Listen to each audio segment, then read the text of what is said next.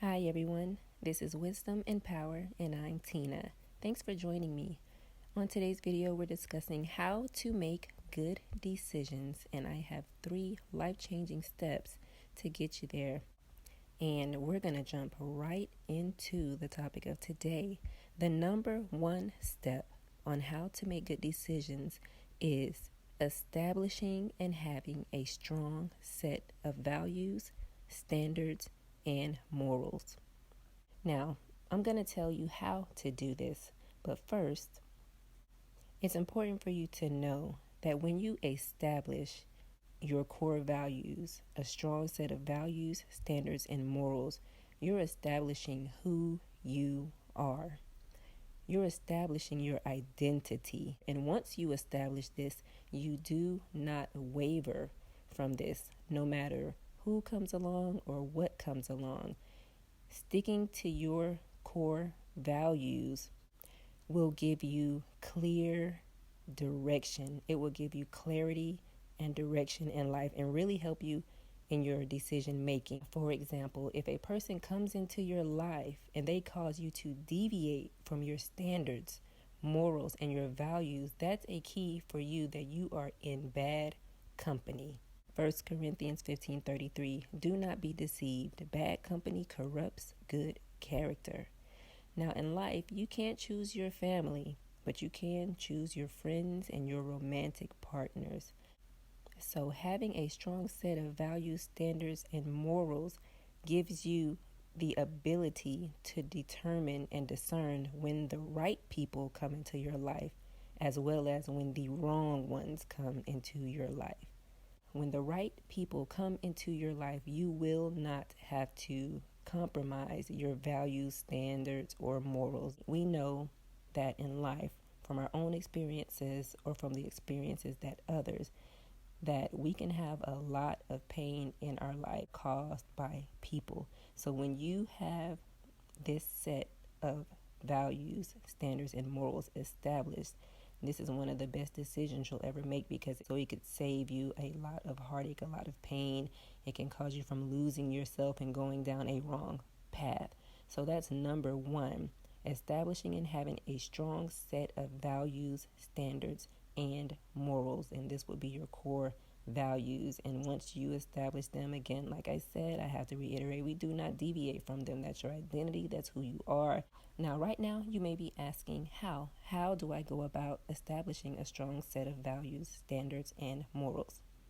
What I use in my own personal life to establish my values, standards, and morals are the 10 Commandments in the Bible. And I highly recommend for anyone, regardless of what your beliefs are, as human beings, we know the difference between right and wrong. And so I think that is a great place to start when you're establishing your values, standards, and morals. The 10 Commandments is found in the Bible in Exodus chapter 20, verses 1 through 17. Now, I consider the Bible to be the instruction manual to life. I mean, who creates anything complex and significant that doesn't come with an instruction manual? And so I definitely use the Bible in my own personal life, and it has led me to great success and peace in life. We do not have to go through life lost, discontent, and confused. And the Bible is where wisdom comes from. That's where wisdom resides.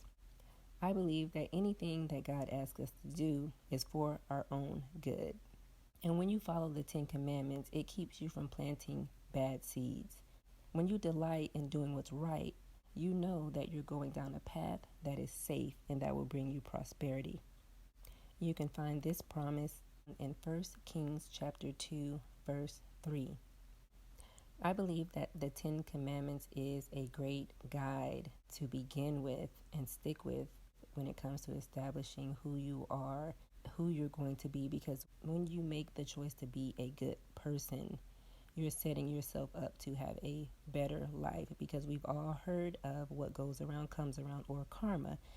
And this phrase, what goes around, comes from Galatians chapter 6, verse 7 through 9 in the Bible. In the Bible, it says you reap what you sow. And I'm going to get basic just for a moment for someone who doesn't understand reaping and sowing. So if you have a garden, If you plant a tomato seed, planting is sowing. So you sow the tomato seed into the ground, and then something's going to come from that. It's going to grow. And when you go to retrieve the tomato that you planted, that you sowed, you're going to reap what you sowed. Reap is to receive.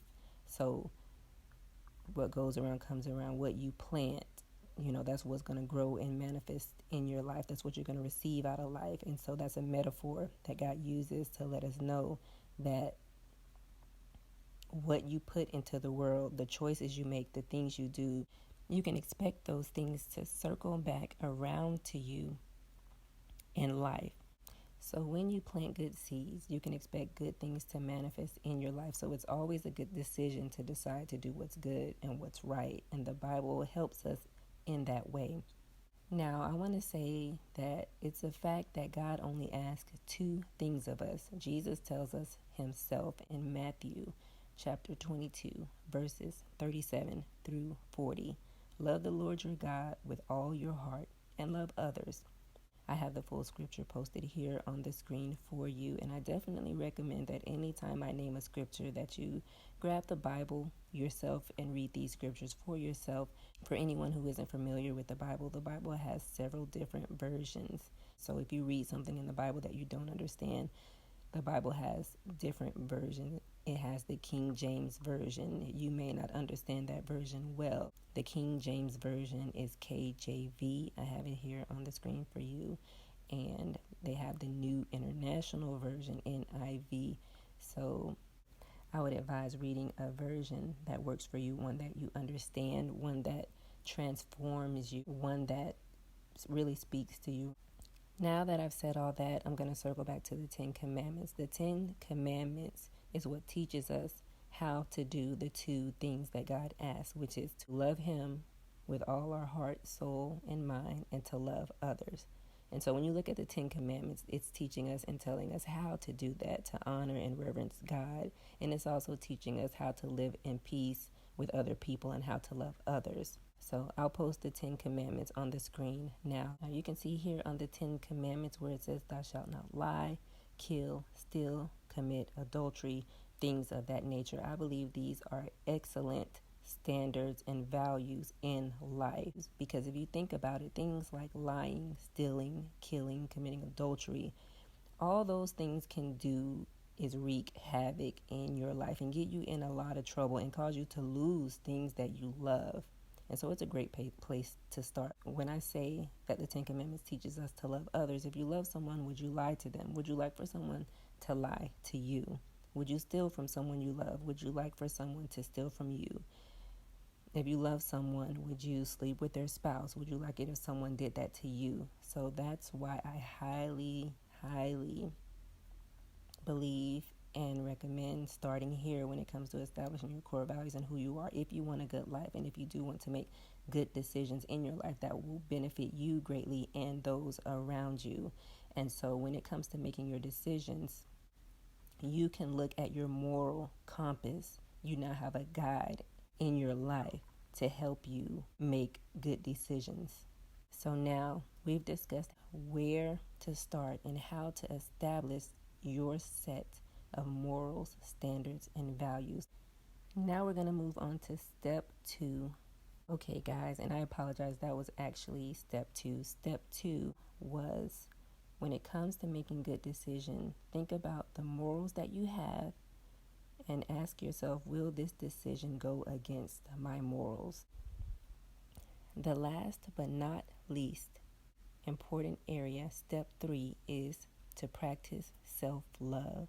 Now, when you're making decisions, here's another important question to ask yourself. Is this a temporary fix with long-term pain, or is it actually a solution?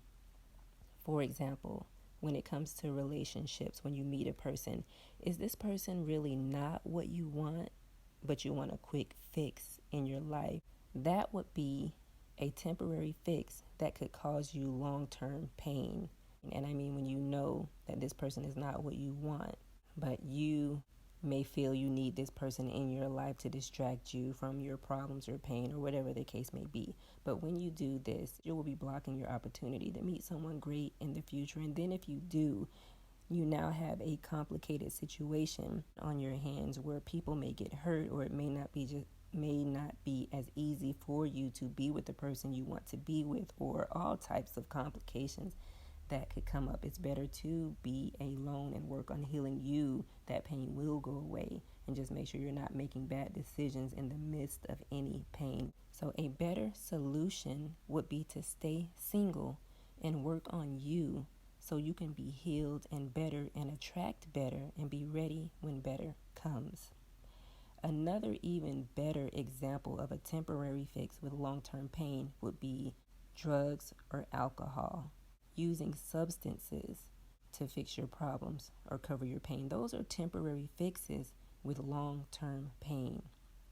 Getting addicted to alcohol or too much alcohol use can lead to a stem of other problems in your life, and even worse, it doesn't solve your problems. It actually prolongs them, because once that high wears off, the problem is still there. And so you're continuing in counterproductive, self-sabotaging behaviors when you choose to rely on substances to heal you and get you through. Those are temporary fixes with long-term pain. They're not a solution, and they actually can end up causing more harm to you. And that is why this one falls under the category of practicing self-love, because when you're making decisions, it's important to ask yourself, will this cause pain, harm, or detriment to myself or anyone that I love? If so, you have your answer. Don't do it. It's not worth it. You have to look ahead. So asking yourself these very important questions before you do anything will always help you make better decisions in your life. And hopefully you will also be sure to refrain from acting impulsively and doing what just feels right in the moment, but actually asking yourself these questions. And no matter how bad you want to jump into it, that's a temporary pleasure with long-term pain. And this is a great way to keep yourself from having regrets and things of that nature. So in conclusion, how to make good decisions. The questions that you must ask yourself before you make any decision would be, does it hurt me? Does it hurt anyone else now or later? Or is it wrong or against your morals, standards, and values? If you can answer no to all these questions, you're on the right track to making better decisions and improving your life. I hope this video brought you great value. If so, I hope that you'll show me some love by hitting the subscribe button and by hitting the like button. And also, if there's any topic that you would like for me to cover and discuss, I would be happy to. So let me know down in the comments. I really enjoyed hanging out with you today, as always, and I look forward to hanging out with you again soon. Peace and blessings.